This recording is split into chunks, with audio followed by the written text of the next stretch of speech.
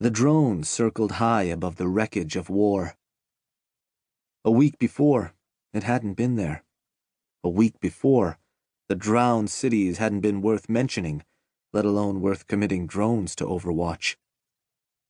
The drowned cities, a coastline swamped by rising sea levels and political hatreds, a place of shattered rubble and eternal gunfire. It had been a proud capital once, and the people who inhabited its marble corridors had dominated much of the world. But now, the place was barely remembered on maps, let alone in places where civilized people gathered.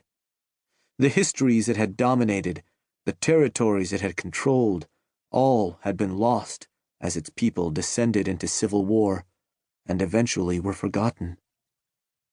And yet, now a Raptor-class oversight drone circled overhead. Held aloft by humid thermals, the drone surveyed brackish jungles and eroded coastlines.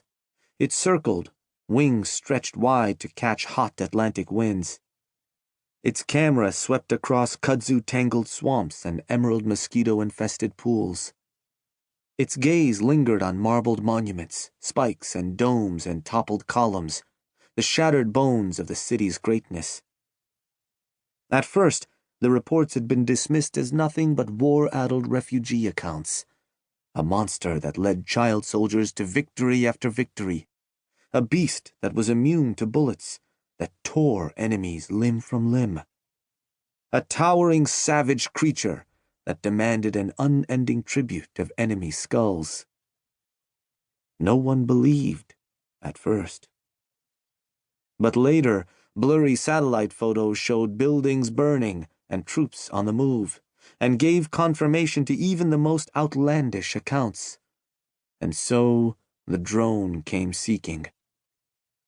The electronic vulture wheeled, high and lazy, its belly bulging with cameras and heat sensors, laser microphones, and radio intercept equipment. It photographed historic rubble and barbarous inhabitants.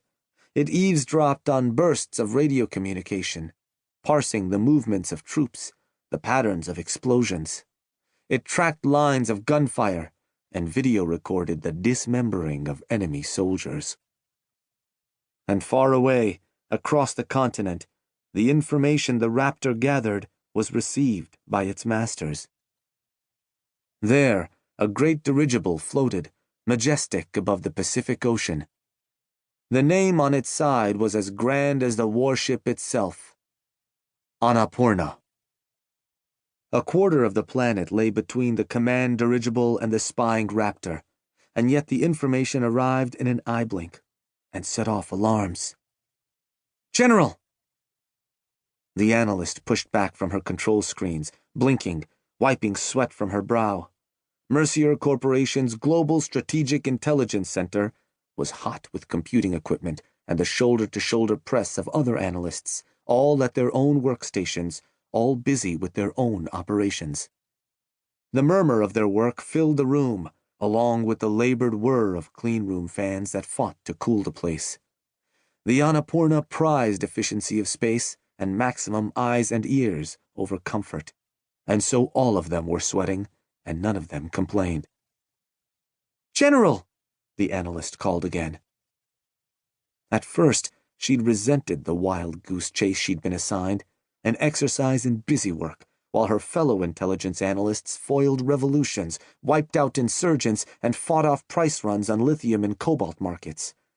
They'd made fun of her task, in the mess hall, in the bunk rooms, in the showers, heckling her for not contributing to the bottom line, reminding her that her quarterly profit bonus would be 0 for failing to contribute to company profits. Privately, she'd agreed glumly with them all. Until now.